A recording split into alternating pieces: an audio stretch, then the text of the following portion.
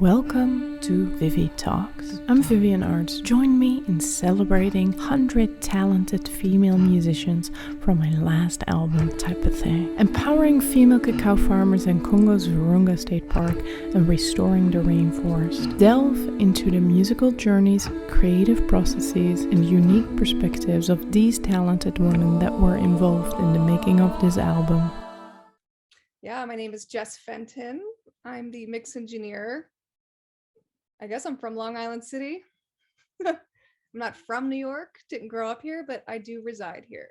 So how did you work on finding the right way to approach this project? How did I find the right way to approach it?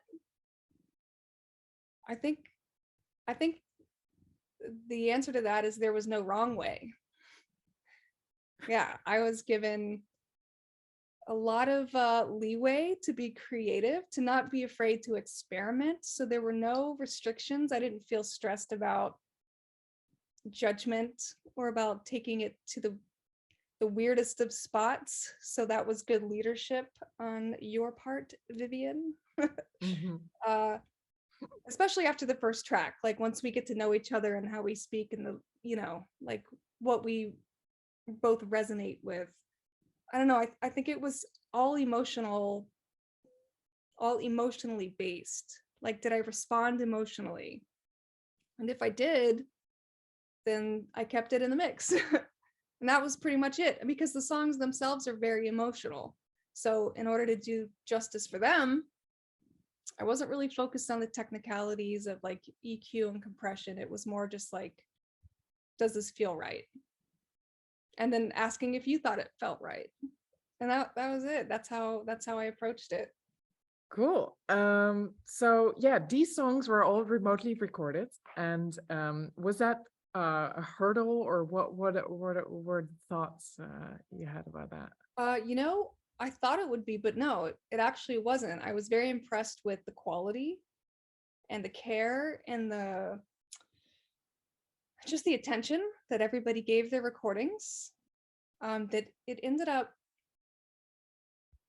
not being a hurdle. I mean, the only time I don't even think there was a time where I was like struggling, like room tones. It all just blended. It wasn't a struggle. Hi, this is Bosley. He was there for the mixing process as well. No, I was concerned, but it ended up not being a problem. Everybody approached their parts with love and attention, and I think that made my job so easy, much easier than what you would have expected doing a remote project. I was pleasantly surprised.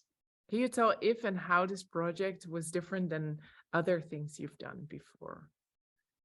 Yeah, well, this was my first project that was completely remote. But like I said, that was not a problem. I would say this one was a little different in that I wasn't given a list of requirements or like reference tracks of like I need it to sound like this, or I want it to fall in this genre. I had a lot of freedom to get creative and just kind of do what I thought worked, and that in itself was different than what I was used to. I mean, we didn't do that many rounds of revisions, which is unusual, especially like in the independent space of working with artists who usually have a lot more revisions and have a very specific vision, but your vision was add to it what you think should be added, or do this in the way that you think would work. So that was different, and it was great. What was your favorite thing about the music? Do you have a favorite song, or do you have a favorite moment, or a thing that you like, oh my God, that was like an epiphany, or whatever? What's your... Oh man, it's really hard to pick one because they're all very different. But I think there's something about Just Go that really gets you. Like, it's just so sweet and it's so positive that you can't not almost get emotional listening to it. or at least that's how I hear it. I remember getting all of those tracks. How many was it? 60 something? Well, Just Go was Voices. 26 singers. Or 26. I see in Yeah, my mind 26. reverse that. Yep. 26 singers. Like, putting all those together was a little intimidating because you want everybody to you want to do everybody justice, right? But I remember as we kind of got the first mixed wrapped up, just like feeling like, oh, this is really good. this is a really sweet song. And I just feel like you don't hear songs like that these days, you know? Like just really good, sweet songs with a good message. It's wholesome in a really lovely way. And I think that's what, I don't know, maybe I need that. Maybe I need a wholesome song in my life. But I think that one in particular, I was like, oh, this is really, this, it's powerful, I think. I mean, I love each and every one. They each have their own vibe. And some of them get really weird, which was also really fun. But that one, I think, that one got me. How were the sounds working with the soundscapes? Well, did you ever do something like that? No, not to that extent. That was different for me. Yeah. But I think what was fun, hearing what you did with it inspired me to do something more with it, because the way that you connected everything was so impressive that it made it really fun. Like, oh my God, you just somehow took all of these super random ass sounds and made sense of them. So what can I do to do that? What's my part going to be to do that justice? Because I know that must have taken you some time. So I wanted to treat it with a lot of care and to only like emphasize the parts that I thought could be emphasized or just like enhance what you did. So I haven't quite worked on anything like that. But it was fun. It was just looking for little opportunities to, I guess, like I already said, to enhance what you did. Like there's a motorcycle, so I would pan it from like left to right, you know. I mean, that's obvious. Maybe add a little bit of reverb or reverse a saxophone, perhaps, that kind of thing. Yes. But seeing the work that you did made me want to do a good job and not destroy it, but enhance it. So yeah, I still haven't done anything like that since.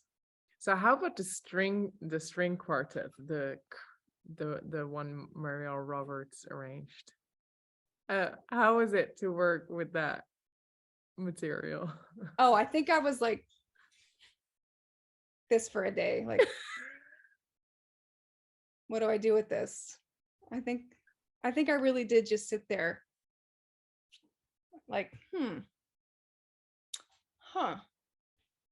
because it already did a lot of its work on its own, just the arrangement itself. And I think all I did to that one was let it be itself. Even the room tones are different, but it works. And I think that's one of the ones where you were like, no, get a little weirder. And so I think I got pretty weird. So it was fun. It was fun to get weird. So it's a good one. It's totally weird, but in a really great way. Yeah. Yeah. Any other things you remember that were like?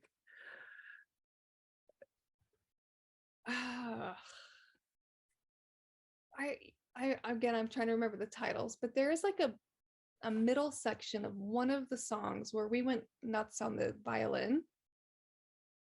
Or I think it was a violin. It was strings. I remember adding a lot of distortion and like it just built, and then it stops. That I remember thinking was really fun. But I don't remember why I did it. I think it just made sense to do it. You're talking about the way. Yeah, like in the middle and of that. in the middle. Right there.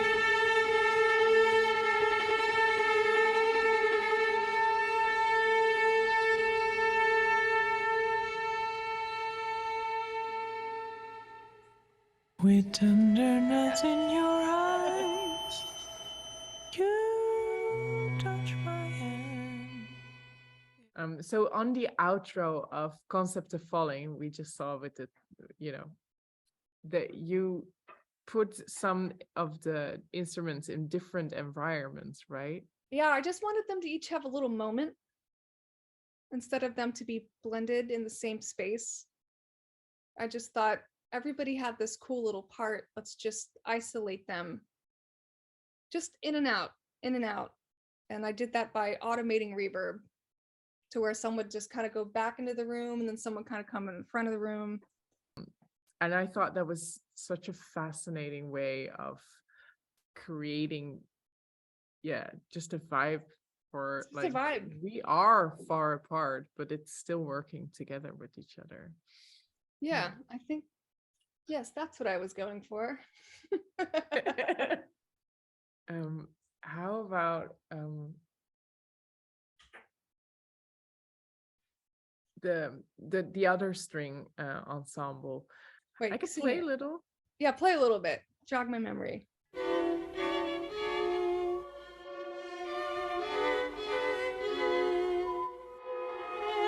Oh yeah. Okay.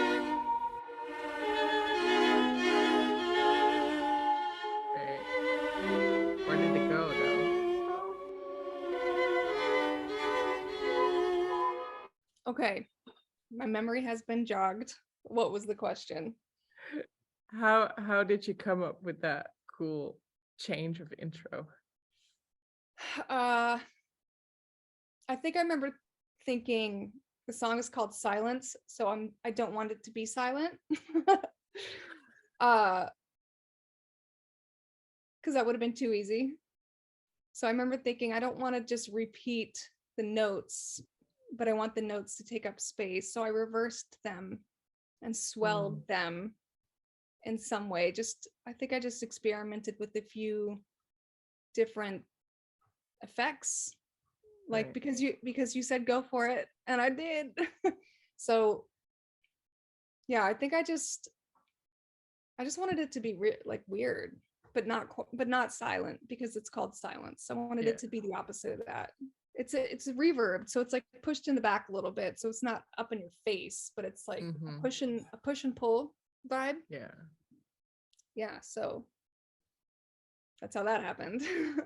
I also like where it has the complete silence before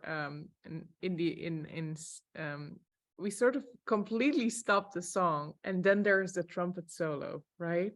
Yeah, Yeah, it's here. somewhere in the Let's middle. see. Yeah.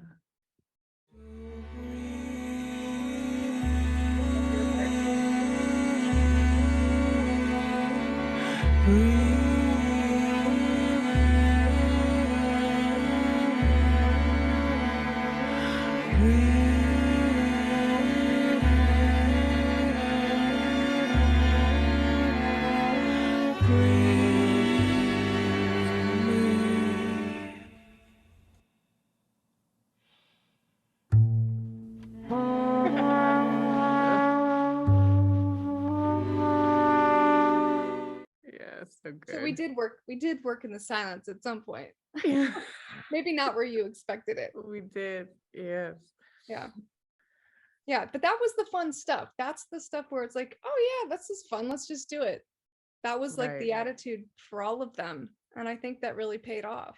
We've been promoting women, and maybe you want to just tell a little bit about that. About just promoting women? Yeah, maybe that. But what about them?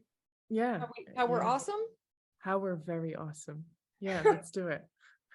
Well, I mean, I think wow, how do I even get into this? I know. I think we have a lot of work to do to influence the gatekeepers of album making. You know, people who decide when they're considering a production team or a group of musicians, there's a person who's going through their mind of like, well, who can we consider for this album or this single? We have to figure out how to influence that person to include more women in that mental Rolodex. of not just production people, but like musicians, Right. performers, session players, because it's not that we're saying, hey, we need to have a bunch of women working on this stuff or playing on this stuff. We just need to be considered. We need to be in the running. So we have to get into the minds of the gatekeepers to be in that Rolodex, if you will. Right. You have to consider us. And in order to do that, you need to do your research and find women or people who identify as women that you can add to your Project. database or whatever. And that just takes a little bit of effort. Like people say they want to promote women, they want to include them, but they can't find them. That's total BS. There's so many women out there. It's just a little bit of research, a little bit of asking around, and then making the effort to listen to their work. And if you like Right. it, and obviously that is the key, if you like it, make a note, put it in, like, you know what, this person like really loves a gated reverb on their snares or whatever. Like, let me keep that in mind if I work on like an 80s album, inspired album or something, you know, like Right. that's what I think we need to do, is get into the minds of the gatekeepers. Yeah. So Well, you did a great project, right? Just people can watch your YouTube series. I did make a series called Proof in Music that focuses on women identified people in the production of music. So Mhm. engineers, mix engineers, producers, and mastering engineers. So the process of making an album. Right. And it's 12 episodes featuring, I think, actually 13 women from all over the US. I stayed in the US for this particular project, but it wasn't hard. It wasn't hard to find them. I just had to do a little bit of this, just Yeah. Googling, and they're out there.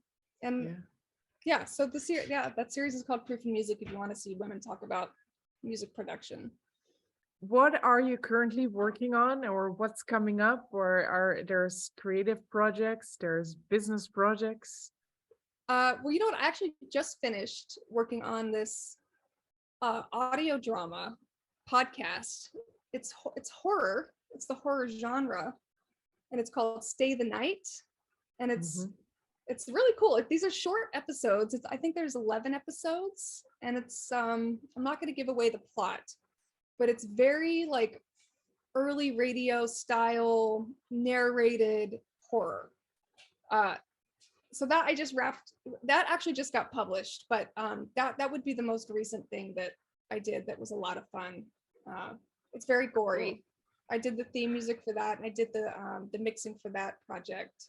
So if you want to listen to some audio drama horror, I would check out the Stay the Night podcast. Otherwise, you can find me at the Wall Street Journal, where I work on a bunch of other shows. Anything else you'd love to add? I mean, I'll just add that I absolutely loved working on this project. I mean, it was great. Like getting to hear the songs months after the fact has been a treat, because they're really good. You wrote some really good songs. I think they're timeless. Yeah. I think you have a Yeah. timeless masterpiece on your hands. Thank you so much. It's been such a pleasure to work with you, and we should hang for sure. For sure. then, But it's not gross and rainy out. All right. Well, let's talk later. Yes, I'm gonna talk go. later. Bye. Bye. As I conclude this episode of ViviTalks, I want to express my sincere gratitude for joining me in this musical journey. I hope you enjoyed exploring the stories and experiences of the incredible female musicians on my album. To stay updated on our latest episodes, subscribe to ViviTalks on your favorite podcast platform. Connect with me on social media through Vivienne, and please check out my album Typuhthâng, a musical exchange featuring 100 female musicians to empower female cacao farmers of Virunga State Park in Congo. It's about more than just music. It's about making a positive impact in the world. Your support is part of that journey, so thank you once again for tuning in. Until next time, keep celebrating the power of music, and let's continue to amplify the voices of remarkable women in the industry. Stay inspired, stay empowered, and keep the music flowing. Love and gratitude. Till soon.